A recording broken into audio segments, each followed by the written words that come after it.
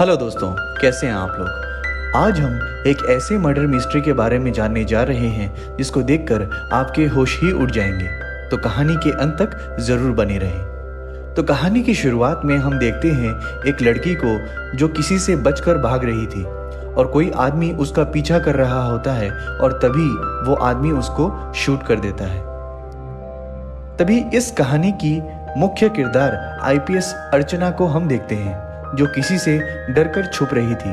तभी अर्चना की अलार्म बजने पर उसकी आंखें खुल जाती है। तभी अर्चना को कॉल आता है और उसे बताया जाता है कि एक मर्डर हुआ है। तभी अर्चना उस क्राइम सीन पर पहुंच जाती है। क्राइम सीन पहुंचने पर वो देखती है कि कहानी की शुरुआत में जो लड़की भाग रही थी और जो लड़का उसका पीछा कर रहा था, दोनों की डेड बॉडी मिली है। फिर जब अर्चना इन्वेस्टिगेशन कर रही होती है तभी इंस्पेक्टर दीपक आकर अर्चना को बताता है कि ये गाड़ी किसी विशाल नाम के बंदे का है और पुलिस के पास इस लड़की की कोई भी डिटेल्स नहीं है। फिर अर्चना पूछती है कि वो बुलेट केसेस का क्या हुआ। दीपक कहता है कि विशाल की डेड बॉडी के पास हमें एक 9mm की बुलेट मिली है। फिर अर्चना पूछती है और उस लड़की के पास से क्या बरामद हुआ, तो दीपक कहता है कि कुछ भी नहीं। फिर अर्चना कहती है कि लड़के को तो पास से मारा गया है और लड़की को 50 फीट दूर से मारा गया है। अर्चना का दिमाग इतना तेज होता है कि वो सिर्फ गोली के निशान को ही देखकर समझ जाती है कि गोली कितनी दूर से चली है। फिर अर्चना विशाल की गाड़ी को अच्छे से चेक करती है और चेक करने पर उसे एक कागज का टुकड़ा मिलता है। फिर अर्चना कहती है कि ये कागज गार्डन रिजॉर्ट का है, वहां जाकर पता लगाओ। तभी वहां पर 9mm की और एक पिस्टल केस मिलती है। फिर अर्चना जगदीश नामक एक बंदे से बात करती है और कहती है कि क्राइम सीन के पास 9mm की बुलेट केस बरामद हुई है और 4 स्ट्रोक ट्रैफिक फुटेज चेक करो। फिर अर्चना पूछताछ के लिए विशाल के घर जाती है और विशाल की वाइफ अनीता का दरवाजा खोलती है। फिर अनीता को विशाल की डेड बॉडी दिखाई जाती है। फिर डॉक्टर अर्चना से कहती हैं कि ये खून रात को 8 से 10 बजे के बीच हुआ है और जो लड़की है उसको रेप किया गया था।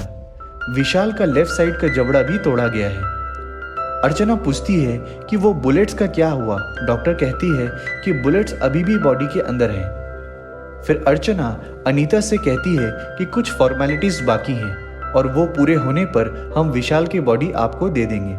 फिर अर्चना विशाल के भाई से पूछती है कि क्या आपको किसी पे शक है और विशाल का भाई अनिल साफ साफ मना कर देता है। फिर अर्चना अनिल से उस लड़की के बारे में पूछती है तो वो कहता है कि हम उसे नहीं जानते। फिर अर्चना इंस्पेक्टर नटराज से विशाल के फोन कॉल्स चेक करने को कहती है ताकि उस लड़की के बारे में कुछ पता चल सके। फिर अर्चना के पास दीपक का कॉल आता है और वो बताता है कि हमें पता चला है कि विशाल और उस लड़की ने गार्डन रिजॉर्ट में 2 दिन स्टे किया था। अर्चना लड़की के बारे में पूछती है पर दीपक कहता है कि रूम विशाल के नाम पर बुक था।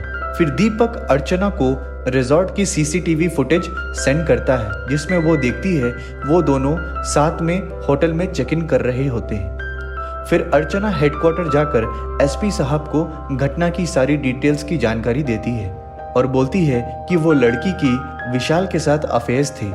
अगले पल दूसरे दिन दीपक अर्चना को लड़की की आइडेंटिटी बताता है कि उस लड़की का नाम स्वाति है। स्वाति की मां ने कुछ दिन पहले ही उसकी मिसिंग कंप्लेंट लिखवाई थी। स्वाति शादीशुदा थी और उसका हस्बैंड की डेथ कुछ महीने पहले ही हुई थी। दीपक बताता है कि स्वाति की मां उसकी डेड बॉडी देखकर बेहोश हो गई है। अर्चना कहती है कि होश आने पर उसका स्टेटमेंट ले लेना। तभी टीवी पर विशाल और स्वाति की न्यूज़ चल रही थी और उसे एक अनजान इंसान अपने घर पे बैठकर देख रहा था। फिर अर्चना अनीता से मिलने जाती है और पूछती है कि क्या तुम्हें स्वाति के बारे में कुछ पता था। अनीता कहती है मुझे कुछ भी नहीं पता ऐसा। विशाल तो मुझे ये कहकर गया था कि मैं 2 दिन के लिए बाहर जा रहा हूँ। फिर अर्चना विशाल की डेली रूटीन के बारे में पूछती है और अनीता बताती है कि विशाल सुबह 7 से 8 बजे के बीच जिम जाया करता था और 9 से 6 तक जिम में रहता था। वो घर पे अपना टाइम पूरा देता था और आने के बाद कभी कभी वो अपने फ्रेंड से भी मिलने जाता था। फिर अर्चना विशाल के क्लोज फ्रेंड्स के नाम पूछती है और अनीता, कार्तिक और सुरेंद्र का नाम बताती है और साथ में ये भी बताती है कि महेश और वेनु उसके कॉलेज फ्रेंड्स थे।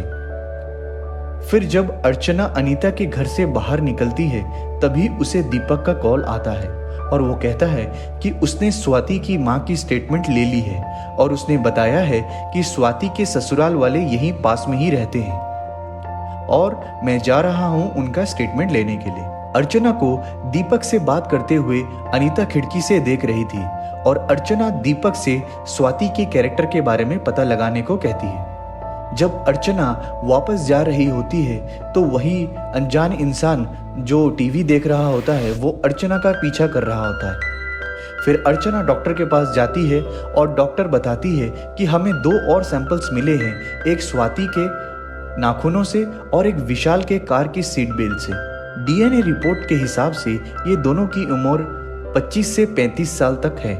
फिर दीपक अर्चना से बताता है कि मैंने स्वाति के ससुराल वालों से बात की है।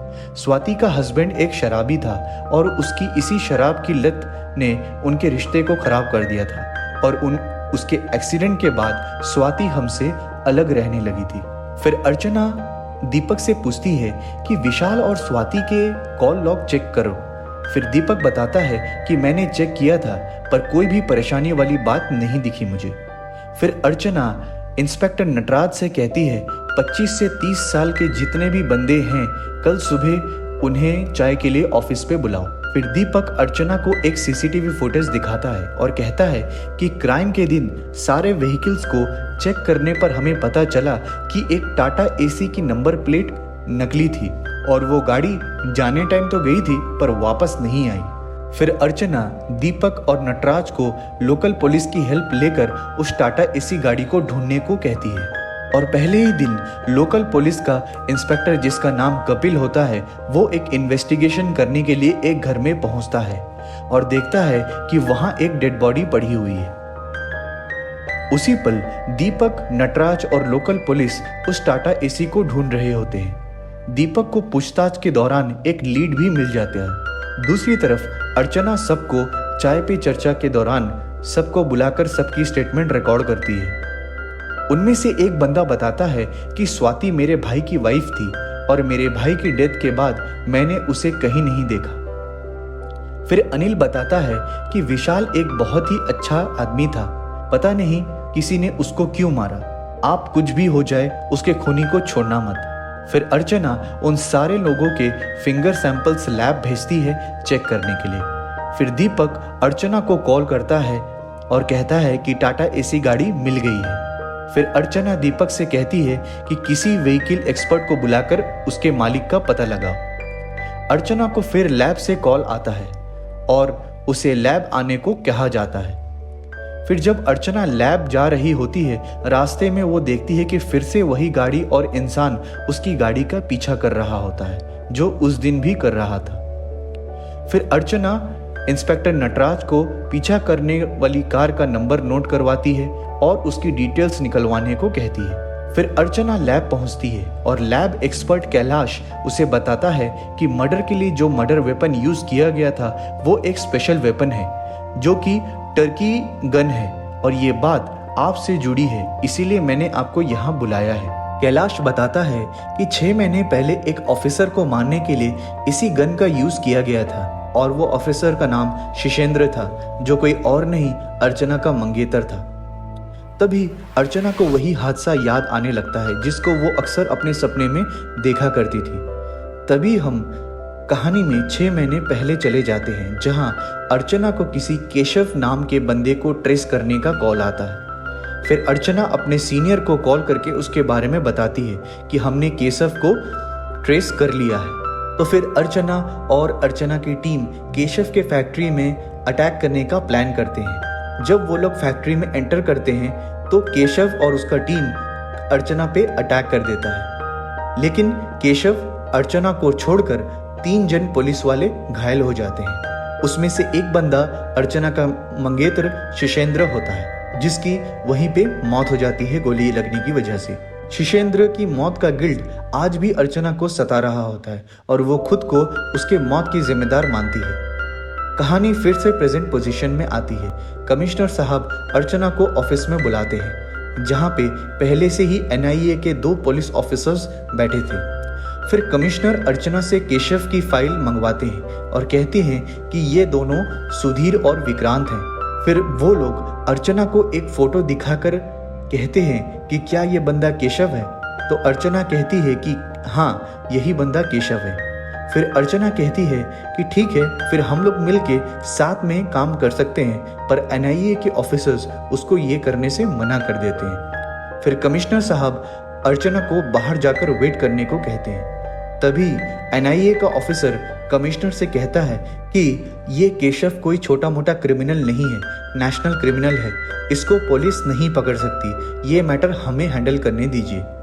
फिर कमिश्नर ये मैटर एनआईए को सौंप देता है और अर्चना को बुलाता है और कहता है कि ये मैटर एनआईए को सौंप दिया गया है। अर्चना कहती है कि सर, मैं केशव को खुद पकड़ना चाहती हूँ, पर कमिश्नर कहता है कि तुमने इससे पहले भी इस केस को हैंडल करने के लिए कोशिश किया था और हमारे 2 ऑफिसर्स मारे गए थे और 2 अभी भी हॉस्पिटल में।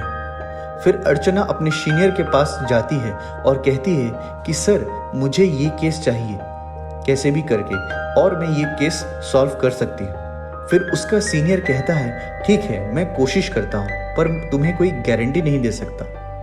फिर अर्चना अपने ऑफिस जाती है फोटोज से भरे एक लिफाफे को लेकर, जहां वो अशोक को बुलाती है और पूछती है कि तुमने स्वाति के कैरेक्टर के बारे में सही से इन्वेस्टिगेशन नहीं किया है। तो वो कहता है कि हाँ मैम, मैंने सही से इन्वेस्टिगेशन किया है। फिर अर्चना अशोक को वो फोटोज दिखाती है जहां स्वाति और अशोक की फोटोज होती हैं एक गाड़ी में। फिर पास्ट में हम देखते हैं कि अर्चना उस फॉलो करने वाले आदमी से जाकर पूछती है कि तुम मेरा पीछा क्यों कर रहे हो? तो वो बंदा बताता है कि मेरा नाम रवि वर्मा है और मैं एक प्राइवेट डिटेक्टिव हूँ, मेरे पास आपके लिए इस केस से जुड़ी कुछ डिटेल्स हैं। रवि बताता है कि स्वाति का पता लगाने के लिए हायर किया था। फिर जब मैं उसका पीछा कर रहा था तो मुझे पता चला कि स्वाति का अफेयर आपकी टीम के एक इंस्पेक्टर अशोक के साथ चल रहा है। मैंने आपको बताना चाहा, पर दीपक आपके साथ हर पल था, इसीलिए मैं आपको बता नहीं पाया। फिर प्रेजेंट में अर्चना दीपक से पूछताछ करती है। अर्चना पूछती है कि मर्डर की रात तुम कहाँ थे? दीपक कहता है कि मैं दिन से रात तक पुलिस स्टेशन में ही था। फिर अर्चना इंस्पेक्टर नटराज से सीसीटीवी फुटेज चेक करने को कहती है और फिर अशोक से पूछती है कि तुम्हारे और स्वाति के बीच क्या चल रहा था।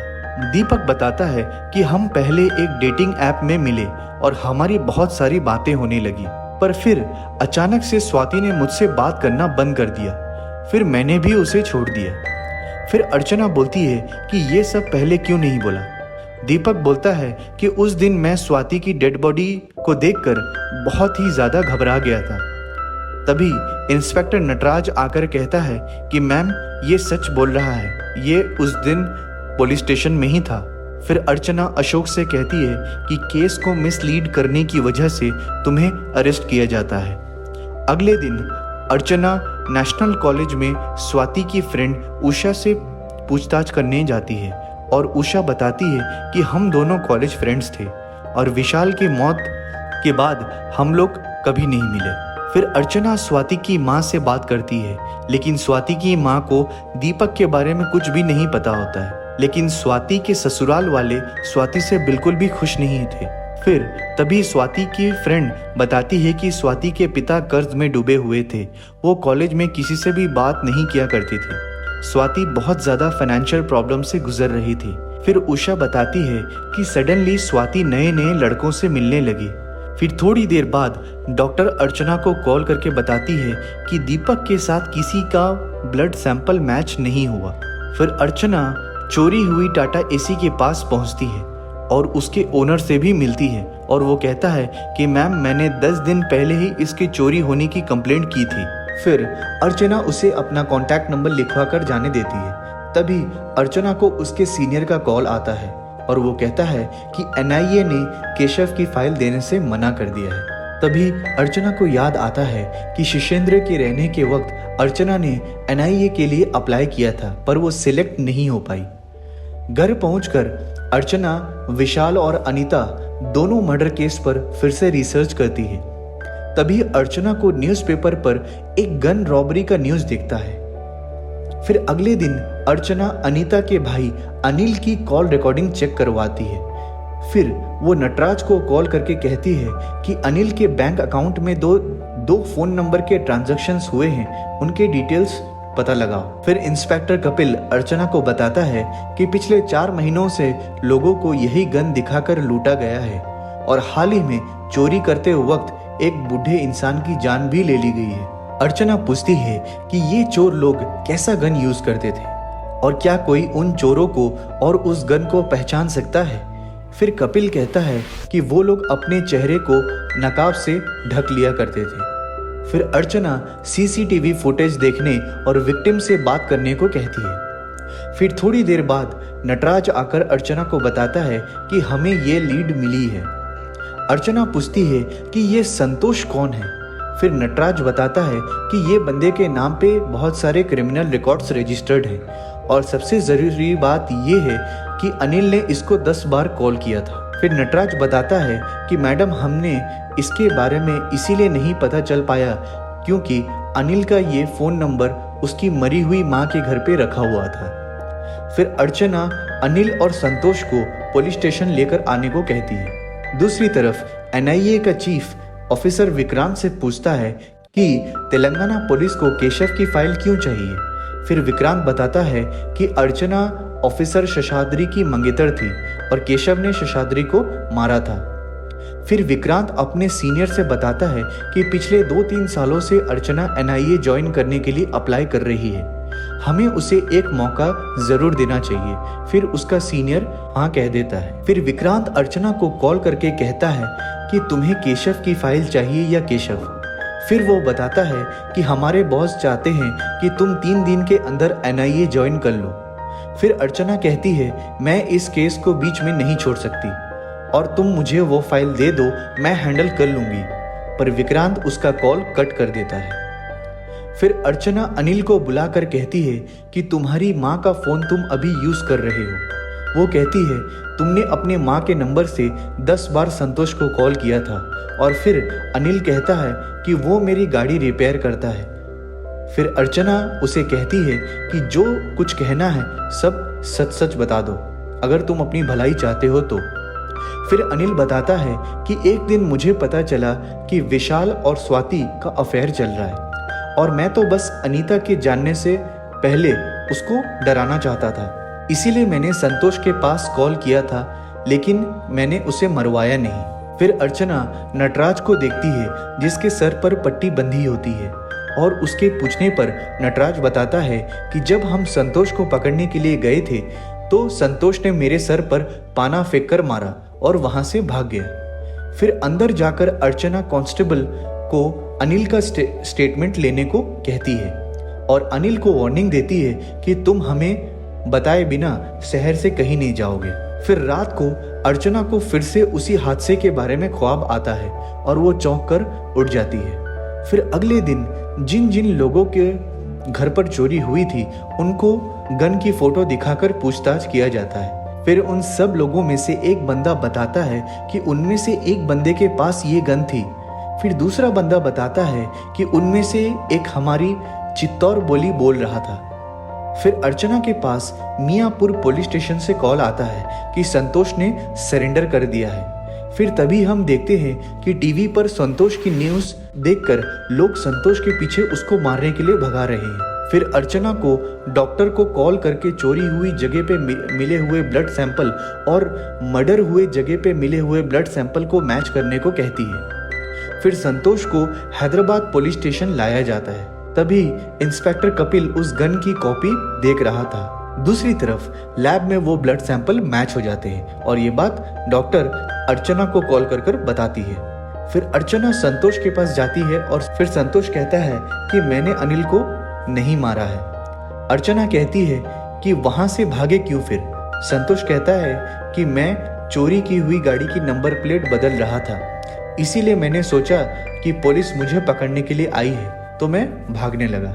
फिर अर्चना संतोष को टाटा एसी की फोटो दिखाकर कहती है कि क्या तुमने ये गाड़ी देखा है। तब संतोष हाँ करता है कि उसने देखा है। फिर संतोष बताता है कि उसका नाम धनंजय है। वो कई बार चोरी की हुई बाइक को मेरे पास बेचने के लिए लेकर आया करता था और वही मेरे पास टाटा एसी भी लेकर आया था। अर्चना संतोष से धनंजय का एड्रेस पूछती है और संतोष कहता है कि मुझे नहीं पता। फिर अर्चना संतोष से धनंजय का फ़ोन नंबर मांगती है और नंबर लेकर ट्रेस करने को कहती है। फिर इंस्पेक्टर कपिल आकर बताता है कि फ़ोन नंबर ट्रेस हो गया है, वो कर्नाटका के बॉर्डर के पास है। फिर अर्चना नटराज को कहती है कि तुम वहाँ के लोकल पुलिस को कॉल कर दो और कह दो कि हम वहाँ आ रहे हैं। फिर हम धनंजय को देखते हैं और देखते हैं कि उसके पास वही गन थी जिसके बारे में हम पहले से सुनते आ रहे हैं और धनंजय वहाँ पर एक लोहिया के पास छुपा हुआ था। तभी वहाँ पर अर्चना इंस्पेक्टर कपिल और 2 पुलिस ऑफिसर के साथ पहुँचती है धनंजय को पकड़ने के लिए। फिर अर्चना धनंजय और उसके साथी को पकड़ लेती है पर लोहिया अभी भी वहाँ पर नहीं था। फिर धनंजय कहता है कि मैम हमने तो कुछ भी नहीं किया, हम तो बस यहाँ रहने के लिए आए थे। फिर कपिल धनंजय से कहता है कि तुम्हारा तीसरा साथी कहाँ है। वो अपने हाथ से इशारा कर कर कहता है कि वो वहाँ पर है। फिर अर्चना लोहिया को गन पॉइंट पर लेकर उसको गन फेंकने को कहती है पर लोहिया अर्चना को गिरा देता है और उस पर गोली चलाने लगता है। फिर गन की आवाज़ सुनकर इंस्पेक्टर कपिल और लोकल पुलिस भी वहाँ पर आ जाते हैं। फिर लोहिया खुद को बचाने के लिए तेजी से वहां से भागने लगता है। फिर वो एक बच्चे को उठा लेता है अपने बचाव करने के लिए। फिर कपिल लोहिया को बच्चे को छोड़ने को कहता है। फिर पीछे से आकर अर्चना लोहिया के पैर पर गोली मार देती है और फिर कपिल लोहिया को अरेस्ट कर लेता है। फिर अर्चना लोहिया से पूछती है कि तुमको ये कॉन्ट्रैक्ट किसने दिया, पर लोहिया उसके सवालों का कोई भी जवाब नहीं देता है। फिर कपिल उसके जख्म को जोर से दबा देता है और लोहिया जोर से चिल्लाता है और कहता है कि मुझे कॉन्ट्रैक्ट एक ठेकेदार ने दिया था। फिर लोहिया के कन्फेशन के बाद अर्चना विशाल के भाई किशोर को अरेस्ट करने पहुंच जाती है। फिर अर्चना किशोर से पूछती है कि क्या तुमने कभी लोहिया का नाम सुना है, और वो कहता है कि मैंने नहीं सुना ऐसा कोई नाम। फिर हम फ्लैशबैक में जाते हैं जहां हम लोहिया और किशोर को देखते हैं और किशोर उसे पैसे देता है और स्वाति की फोटो भी देता है और कहता है कि याद रहे ये लड़की दोबारा किसी की जिंदगी के साथ ना खेल पाए। फिर अर्चना लोहिया से कहती है उसने तुम्हें उसको मारने को नहीं कहा था, फिर तुमने उसको क्यों मारा। फिर वो बताता है कि उन्होंने विशाल की गाड़ी को सुनसान रास्ते पर रोक लिया था। फिर उन्होंने विशाल के साथ मारपीट की और स्वाति को बाहर ले आए। फिर लोहिया और उसके आदमी स्वाति के साथ रेप करने की कोशिश करते हैं। तभी विशाल को होश आ जाता है और विशाल गन उठाकर स्वाति को छोड़ने को कहता है। तभी पीछे से लोहिया का आदमी विशाल को जान से मार देता है। फिर स्वाति वहां से मौका देखकर भागने लगती है और लोहिया उसे गन से शूट कर देता है। फिर प्रेजेंट में अर्चना स्वाति की फोटो दिखाकर किशोर से पूछती है कि क्या तुम इसको इसी हालत में देखना चाहते थे। फिर किशोर जोर से चिल्लाकर कहता है कि वो एक धोखेबाज थी। फिर अर्चना भी गुस्से में कहती है कि तुम्हारा भाई भी कोई भला इंसान नहीं था, वो एक शराबी था। फिर किशोर कहता है कि आपको तो बस इतना पता है कि मेरे भाई ने एक्सीडेंट के टाइम शराब पी हुई थी, लेकिन हॉस्पिटल में उसके मौत के बाद नर्स ने मुझे एक बैग दिया था और उस बैग में स्वाति के साथ दीपक के बहुत सारे फोटोज थे। उसे तो मेरे भाई के मौत के साथ भी कुछ फर्क नहीं पड़ा, वो हर वक्त मेरे भाई के साथ लड़ाई किया करती थी। मेरे भाई ने उसके लिए बहुत कुछ किया, लेकिन वो अपनी प्यास बुझाने के लिए कई और मर्दों के पास जाया करती थी। उसी वजह से मेरे भाई ने जीते जी खुद को ख़त्म कर लिया था। और फिर एक दिन मेरे भाई के मरने के कुछ दिनों बाद मैंने स्वाति को एक होटल में विशाल के साथ देखा और वही हमारे घर तोड़ने की वजह है और वही जिम्मेदार है मेरे भाई की मौत की। फिर अर्चना कहती है कि उसकी कैरेक्टर लेस होने की वजह से तुमने उसकी जान से मरवा दिया। फिर किशोर कहता है कि मैंने तो बस उसे सबक सिखाना चाहता था। फिर अर्चना कहती है कैसे सबक सिखाना चाहते थे, उसका रेप करके या फिर उसका मर्डर करके। फिर किशोर कहता है कि लेकिन मैं ऐसा कुछ भी नहीं चाहता था। फिर अर्चना कहती है कि तुम्हारी वजह से 2 लोगों की जान चली गई। फिर पास्ट में हम देखते हैं जहां अर्चना लोहिया से पूछती है कि जो मर्डर वेपन थी वो तुम्हें कहां से मिली। फिर वो बताता है कि एक घर में हम चोरी करने के लिए गए थे, तभी वहां से हमने उठाया था। फिर अगले पल हम देखते हैं कि नटराज एक गाड़ी को रोक कर कहता है कि तुम अपना ड्राइविंग लाइसेंस दिखाओ। फिर ड्राइविंग लाइसेंस में अशोक का नाम होता है। फिर इंस्पेक्टर कपिल अशोक को झापड़ मारकर कहता है कि गन कहाँ से मिली। फिर अशोक कहता है कौन सी गन। तभी अर्चना कहती है कि केशव कहाँ पर है। फिर हम देखते हैं कि वो गन केशव ने ही अशोक को दिया था। फिर हम देखते हैं अर्चना के पास NIA से एक लेटर आता है। फिर कमिश्नर अर्चना से कहते हैं कि केशव के आदमी किर्लोस्कर को पकड़ने की वजह से NIA ने तुम्हें बुलाया है।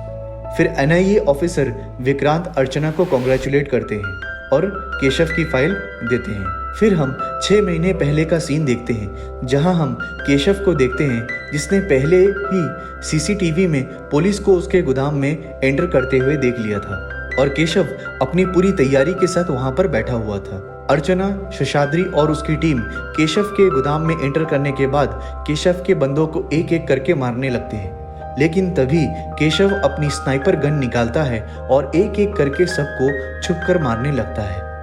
तभी शेषाद्री चलने वक्त उसका पैर कांच पर पड़ जाता है, जिसकी वजह से केशव शेषाद्री पर गोली चला देता है और शेषाद्री की वहीं पर मौत हो जाती है। अगले पल हम देखते हैं अर्चना ने NIA टीम को ज्वाइन कर लिया है और विक्रांत और स्पेशल ऑफिसर्स के साथ केशव को अरेस्ट करने के लिए वो निकल जाती है। तो दोस्तों, हमारे इस रोमांच भरे मूवी हर के चैप्टर 1 का एंड यहीं पर होता है और जैसे ही इसका पार्ट 2 आता है हम उसे एक्सप्लेन करके ज़रूर आपको रिव्यू देंगे। तो दोस्तों, आपको अगर ये मूवी की रिव्यू अच्छी लगी हो तो लाइक, शेयर और सब्सक्राइब करना ना भूलें। जय हिंद।